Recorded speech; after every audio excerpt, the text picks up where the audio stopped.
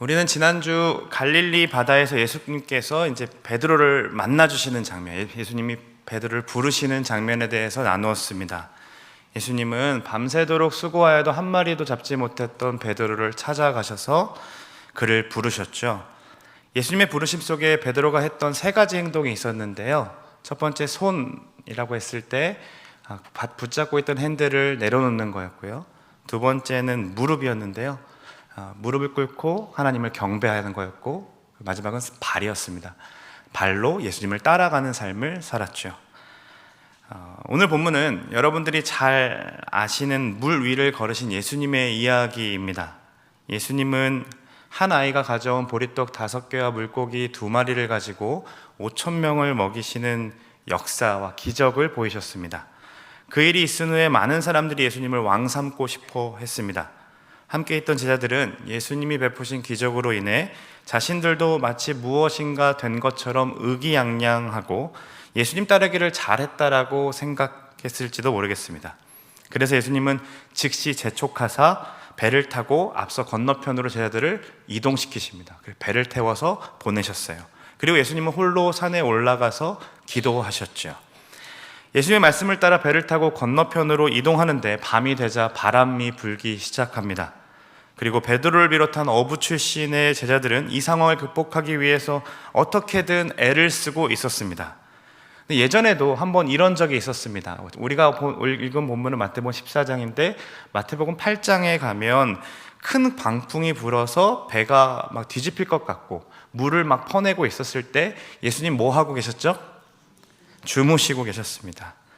제자들은 주님을 깨우면서 어찌하여 우리를 돌보지 아니하십니까? 이거 너무한 거 아닙니까? 라고 불평했었죠. 그때 예수님께서 일어나셔서 잠잠하라, 고요하라 라고 말씀하시니 그 말씀 한 방에 바다가 호수처럼 잠잠해졌습니다.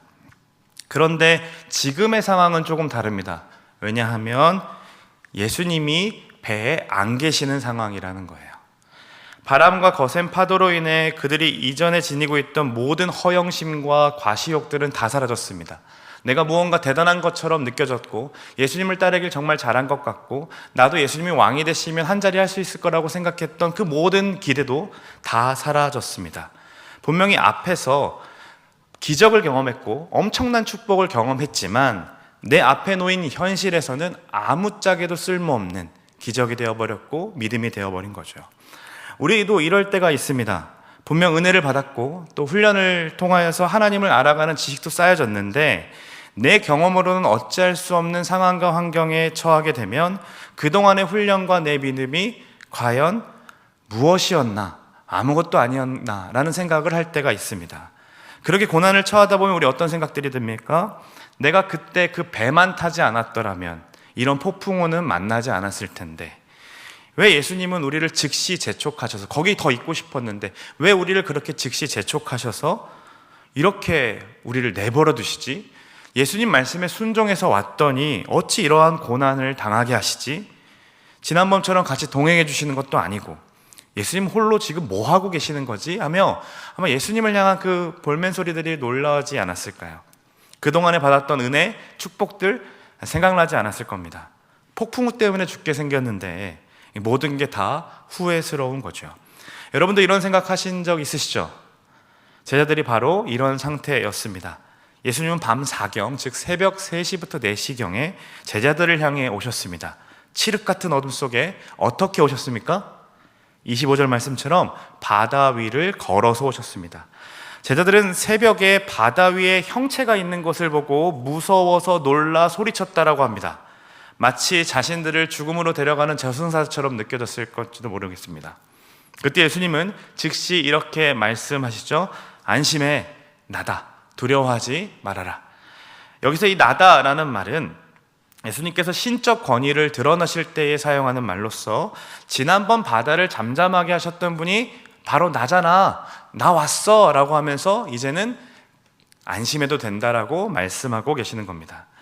자, 예수님이 오셨습니다. 그 장면을 요즘 이런 만화가 유행합니다. 지브리 스타일로 좀 바꿔줘 해가지고 마치들 하는데 제가 한번 가져왔습니다. 이런 그림이겠죠. 처음에 귀신처럼 보였을 겁니다. 여러분들이 지금 저 배 위에 있는 제자들이라면 그리고 예수님이 오셨다면 무엇을 기대했을까요? 당연히 즉시 폭풍이 잠잠해지는 것을 생각하셨겠죠. 그렇죠? 그런데 성경을 보시면 폭풍이 32절에 가야 잠잠해집니다. 즉 폭풍은 예수님이 오셨음에도 그대로라는 거예요. 여기서 우리는 한 가지 진리를 알 수 있습니다. 무엇입니까? 순종해도 고난이 옵니다. 다시 말하면 고난이 오는 것이 순종하지 않아서가 아니라는 거죠. 또한 예수님이 함께 하셔도 폭풍우가 치고 있듯이 고난도 올까요? 안 올까요? 온다는 겁니다. 그럼 믿음으로 선포합니다. 지금 고통받고 계시는 그 병, 그리고 그 상황, 여러분들이 은혜를 못 받고 있기 때문에 나타나는 결과가 아닙니다. 여러분이 무슨 잘못을 해서 그 병을 앓거나 그러한 상황을 겪고 있는 것이 아니란 말입니다. 더욱이 예수님이 함께 하시지 않는 것도 아닙니다. 지난주 금요예배 말씀처럼 폭풍우가 찾아온 것도 현실이지만 무엇도 현실이라 그랬습니까? 예수님이 폭풍우 가운데 계신 것도 현실입니다. 우리의 믿음의 한계는 여기에 있습니다.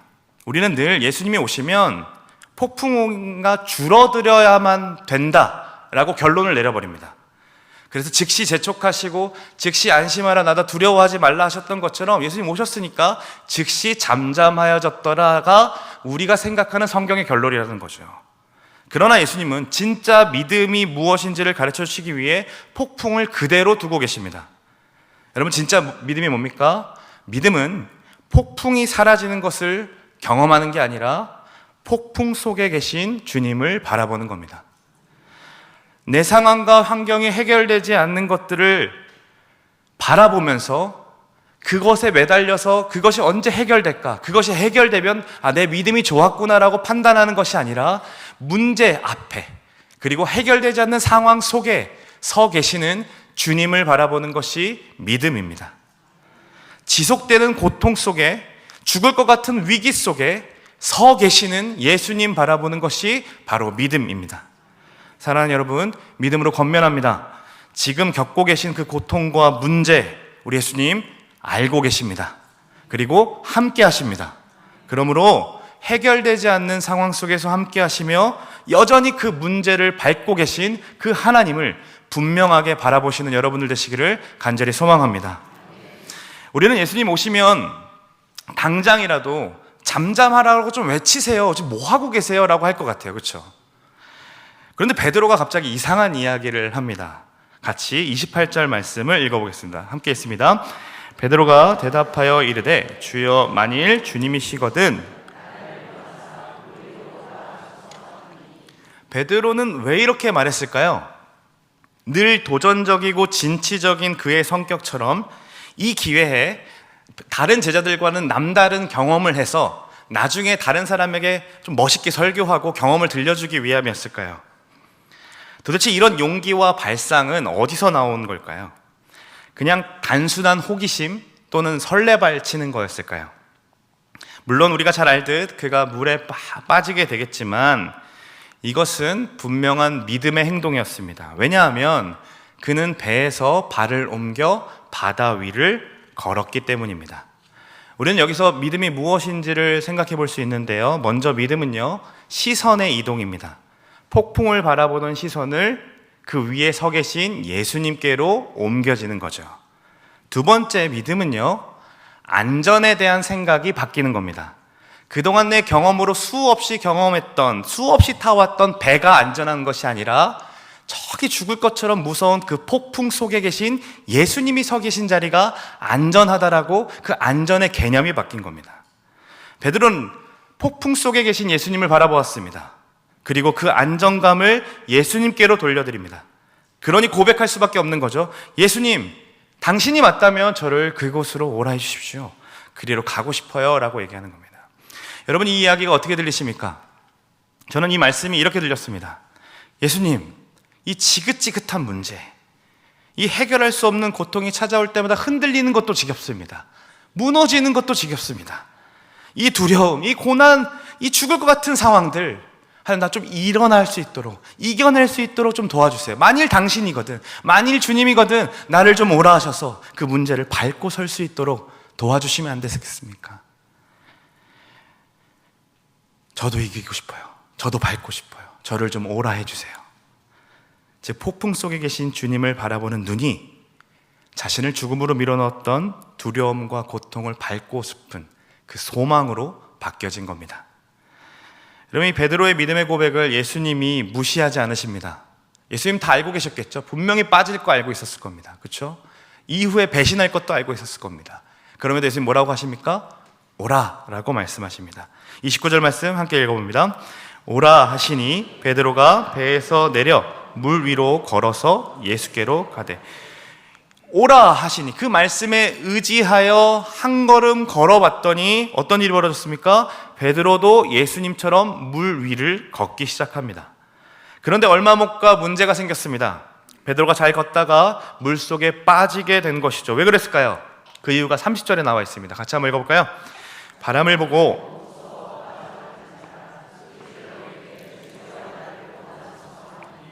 여러분, 그는 왜 빠졌습니까? 그가 바람을 보았기 때문입니다. 31절을 보시면 예수님은 베드로를 향해 왜 의심하였느냐라고 말씀하십니다. 그의 걸음은 분명 믿음으로 시작했는데 그의 빠짐은 의심의 결과였습니다. 그러면 우리는 알 수 있습니다. 믿음은 어떻게 생기는 걸까요? 믿음은 폭풍 속에 계신 주님을 바라볼 때 생기는 겁니다.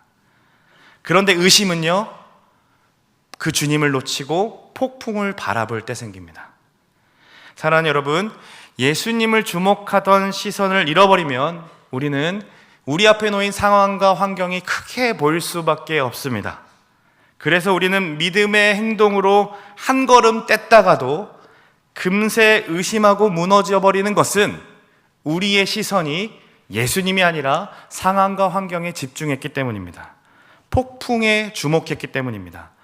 그러면서 권면합니다. 여러분, 예수님만 바라보시길 간절히 소망합니다. 옆에 분들 바라보시면 축복할까요? 예수님만 바라봅시다. 정말로 그랬으면 좋겠어요. 우리 모두가요. 네. 이렇게 예수님 바라보면서 한 걸음씩 바다 위를 걸었던 베드로가요, 바람을 바라보며 바다에 빠지게 됐죠. 베드로는 죽을 것 같았어요. 그래서 예수님을 향해 소리칩니다. 주님, 나를 구원해 주세요. 나를 좀 살려주세요 라고 외칩니다. 그때 우리 예수님, 당해봐라. 이 꼴 좋다. 그냥 가만히 배에 있지 왜 설레발을 쳐가지고 이랬을까요? 예수님이 성미가 그렇게 급해가지고 중간에 나갈 거를 이렇게 질책하지 않으셨습니다. 그렇죠? 어떻게 하시죠? 31절 말씀 한번 읽어볼까요? 예수께서 즉시 손을 내밀어 그를 붙잡으시며 이르시되 믿음이 작은 자여 왜 의심하였느냐 하시고. 저는 베드로가 빠져가는 것을 보면서 이전에는요, 이 설레발이라고 생각했습니다. 성미가 급한 설레발. 그런데요, 본문을 자세하게 보시면 예수님이요, 베드로의 이 행동을 보면서 믿음 없는 자야 라고 말씀하시지 아니하시고 뭐라고 말씀하십니까? 믿음이 작은 자라고 하시죠. 그렇다면 그의 이 설레발 행동은 예수님이 믿음으로 인정해 주신다라는 거예요. 그렇다면 설레발 믿음도 믿음입니까? 아닙니까? 믿음입니다. 예수님은 우리의 연약한 행동도 믿음으로 인정해 주실까요? 안 인정해 주실까요? 인정해 주신다는 거예요. 처음은 믿음으로 멋지게 걸었지만 고난이 찾아오면 다시 무너져버리는 우리를 너무나도 잘 아시는 주님께서 우리 스스로는 내 자신이 한심스럽게 생각되고 나는 역시 아무것도 아닌 것처럼 느껴지고 내 믿음은 헛된 것처럼 느껴진다고 얘기를 할 수는 있지만 우리 예수님은 그것을 적은 믿음이라고 말씀하십니다. 즉 연약한 믿음, 설레발 믿음도 예수님께서 믿음으로 인정해 주신다는 거죠. 그런데 더 감사한 이야기가 펼쳐집니다. 무엇이냐면 죽을 것 같아서 베드로가 예수님을 향해 막 소리쳤을 때 예수님 어떻게 하십니까? 즉시 손을 내밀어 붙잡아 주십니다. 왜 설레발 쳤어? 그러니까 빠지지 마. 이러면서 막 물 좀 먹고 정신 차려라. 이런 얘기 안 하십니다. 그의 외침에 즉시 응답하시고 손을 내밀어서 붙잡아 주시는 분이 우리 예수님이십니다. 그분은요, 고통을 아시듯 우리의 고통을 다 아시는 분이라는 거예요. 여러분들의 힘든 상황들과 그로 인해 무너진 마음들 우리 예수님 알고 계십니다. 우리는 그분이 빨리 개입하셔서 이 상황이 조금 나아졌으면 했고, 이 병이 그만 끝났으면 좋겠고, 이 상황이 조금만 더 나아졌으면, 이제는 종료되었으면 좋겠지만, 우리 주님은 저와 여러분들이 폭풍 속에 계시는 주님을 바라볼 때까지, 그 믿음 볼 때까지 계속해서 그 자리에 서 계실 겁니다. 행여나 우리가 고통 중에 부르짖을 때도 그분은 모른 척하지 않으십니다. 어떻게 하십니까? 즉시 손을 내밀어 우리의 손을 붙잡으시고 절대로 죽지 않도록, 절대로 넘어지지 않도록 우리의 손을 이끌고 다시 바다 위로 끌어올리십니다.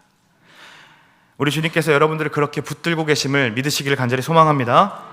행여나 빠져버리는 순간이 올지라도 그분은 반드시 여러분들의 외침을 들으시며 붙들어 주실 겁니다.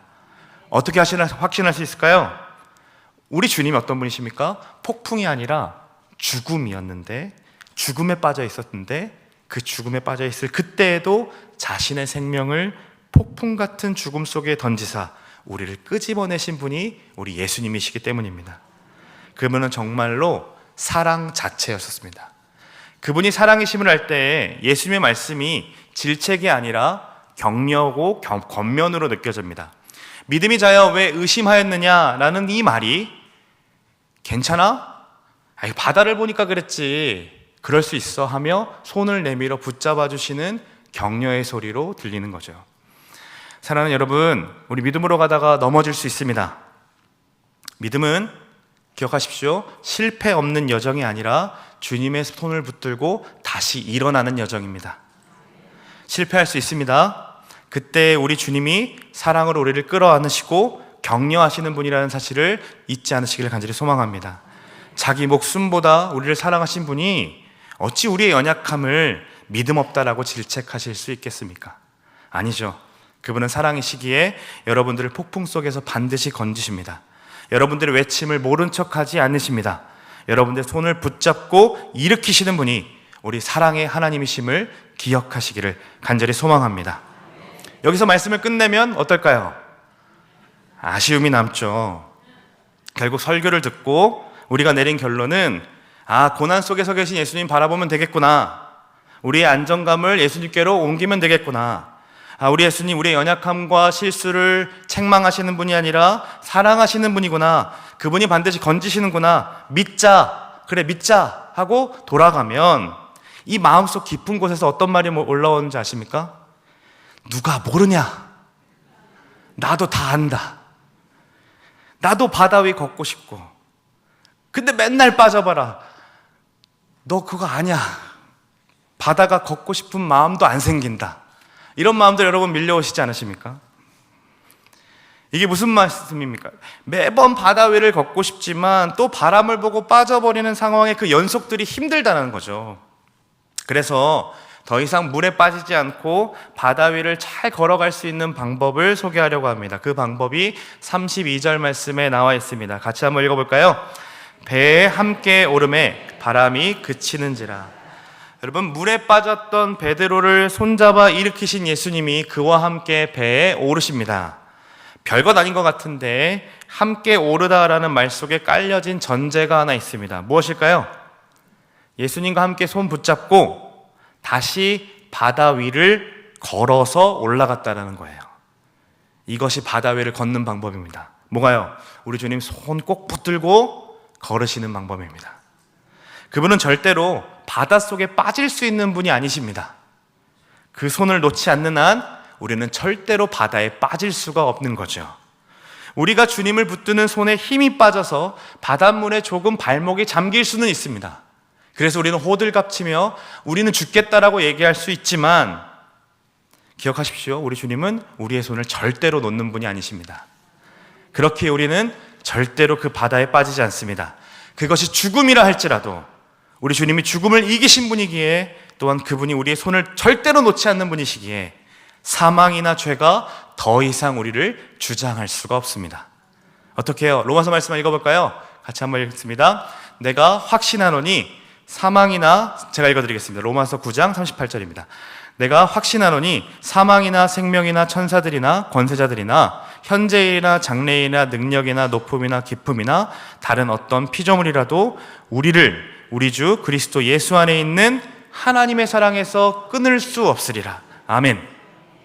하나님의 사랑에서 끊을 수 없다 할게.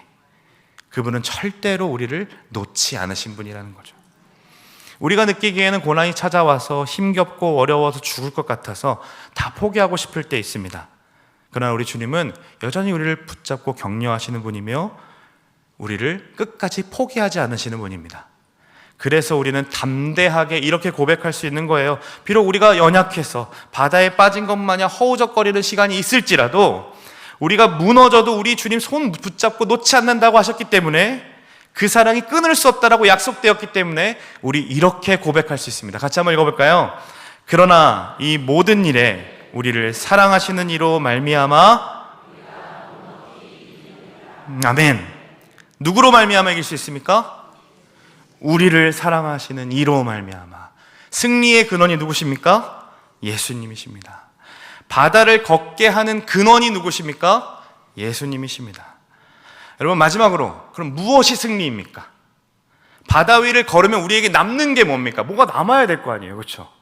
그 정도 신앙생활 했고 우리가 그 고난들을 이겨냈고 바다 위를 그래 손 붙잡고 걸으면 나한테 그럼 뭐 남는 게 있어야 되지 않을까라는 생각을 할 때가 있을 거 아니죠. 히브리서 11장을 보면요, 믿음의 사람들이 쭉쭉 나옵니다. 아시죠? 그들은요, 조롱과 채찍질과 결박과 옥에 갇힌 시련도, 돌로 치임당하는 것과 톱으로 켜는 것과 시험과 칼과 죽임을 당해도 믿음을 저버리지 않았다, 믿음을 잃지 않았다라고 얘기합니다. 그 얘기를 들으면 우리 기가 팍 죽습니다. 우리는 그럴 수 없는 사람 같으니까요. 그런데 성경이 뭐라 그러냐면, 히브리서 기자가 뭐라 그러냐면, 그렇게 믿음 좋은 분들도 약속된 것을 받지 못했다라고 얘기하는 거예요. 그러면서 우리에게는 하나님이 더 좋은 것을 예비해 주셨다, 더 좋은 걸 예비해 주셨다. 그게 뭘까요? 12장 1절에 이렇게 설명합니다. 같이 한번 읽어보겠습니다. 이러므로 우리에게 구름같이 둘러싼 허다한 증인들이 있으니 모든 무거운 것과 얽매이기 쉬운 죄를 벗어버리고 인내로써 우리 앞에 당한 경주를 하며, 2절입니다. 믿음의 주요 또 온전하게 하시는 이인, 아멘. 믿음의 사람들보다 우리에게 허락하신 좋은 것, 그게 뭡니까? 예수 그리스도입니다. 즉 바다 위를 걸으며 우리가 누리는 그 승리, 우리에게 얻은 가장 큰 선물은 누구십니까? 예수님 한 분입니다. 그래서 우리는 믿음의 주요 온전하게 하시는 예수님 바라보면서 그분이 다 왔다, 여기가 배다, 이제 잠잠해질 때까지, 그 죽음이 더 이상 영향력이 끝날 때까지 앞에 당한 경주를 하는 겁니다. 우리의 신앙은 단거리 달리기가 아닙니다. 마라톤입니다. 우리 예수님은 우리의 손을 꼭 붙잡고 페이스 조절을 해주는 그 페이스메이커처럼 함께 옆에서 뛰어주시는 분이십니다. 그분만이 꼬린 지점이 어딘지를 아십니다. 우리의 실력도 그분이 너무나도 잘 아시기 때문에, 그래서 우리의 실력에 따라 우리의 페이스를 조절하시면서 옆에서 띄워주고 계십니다. 그럼 우리는 그분만 바라보고 뛰면 되는 거죠. 그런데 그분을 바라보지 않으면 어떻게 될까요? 옆에서 더 빨리 뛰는 사람들이 보이는 거예요. 저 사람 더 빨리 가는 것 같고, 나는 이만큼 믿음 생활했는데 저 사람은 조금 시작한 것 같은데 더 빨리 가는 것 같아서 우리는 또 조급해집니다. 그러면서 예수님 붙잡고 얘기하는 거죠. 예수님, 왜 안 뛰세요? 나 더 뛸 수 있는 것 같은데 왜 빨리 안 뛰세요? 저 사람 저렇게 빨리 가는데 하며 예수님을 계속해서 재촉하는 겁니다. 이게 왜 나타날까요? 예수님을 바라보는 것이 아니라 주변 사람들을 바라보기 때문입니다. 우리는 우리의 눈을 예수님께 고정시켜달라고 달려가기 시작할 때, 예수님께 고정하며 달려가기 시작할 때 우리는 그분의 페이스에 따라 우리 앞에 놓인 경주를 완주할 수 있습니다. 절대로 우리 주님 오버페이스 하시는 분 아니십니다. 우리의 실력에 맞게 끌고 가시는 하나님이십니다. 그 사실을 믿으면서 이번 한 주도 주님 손 꼭 붙들고 주님의 자녀답게 믿음으로 사는 저와 여러분들 되시기를 간절히 소망합니다. 기도하겠습니다.